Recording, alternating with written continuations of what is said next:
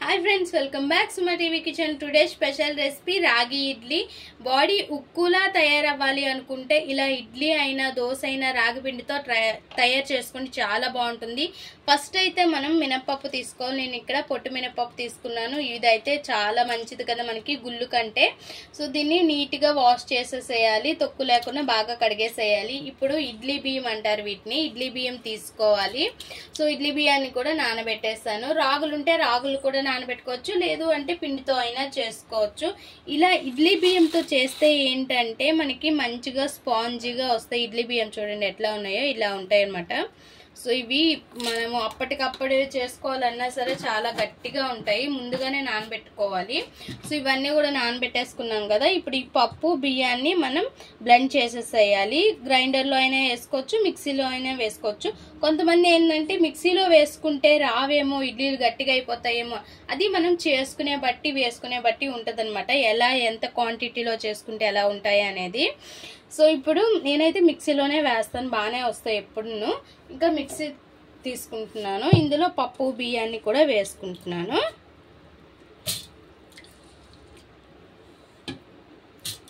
ఇప్పుడు ఈ పప్పు బియ్యంలోనే ఉప్పు కూడా వేసుకుంటున్నాను, సాల్ట్ తగినంత, లేదు తర్వాత మిక్స్ చేసుకుంటేనే తర్వాత కూడా చేసుకోవచ్చు। వాటర్ కూడా వేసుకొని బాగా బ్లెండ్ చేసేసేయాలి।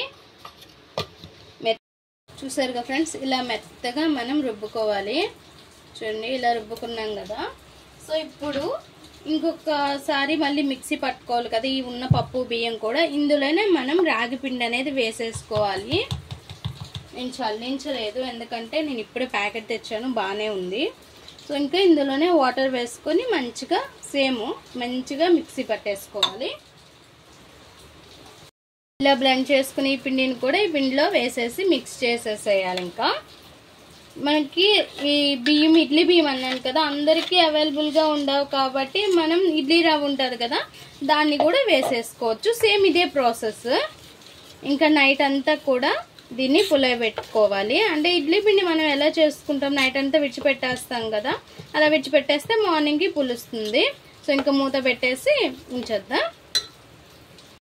మన రాగి ఇడ్లీకి రెడీ అయింది ఫ్రెండ్స్। పిండి అనేది చూడండి ఎలా పులిసిందో మంచిగా, ఇలా ఉంటే మనకి ఇడ్లీలు స్పాంజీగా బాగా వస్తాయన్నమాట। ఇంకా ఇడ్లీలు పెట్టేసుకుందాము, బాగా కలిపేసుకోవాలి పిండిని।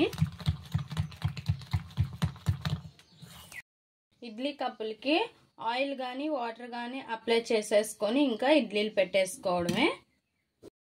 మన రాగి ఇడ్లీ రెడీ అయింది ఫ్రెండ్స్, చాలా సింపుల్గా అండ్ టేస్టీగా అండ్ చాలా చాలా మంచిది హెల్త్కి అయితే, బాడీని ఉక్కులా మారుస్తుంది।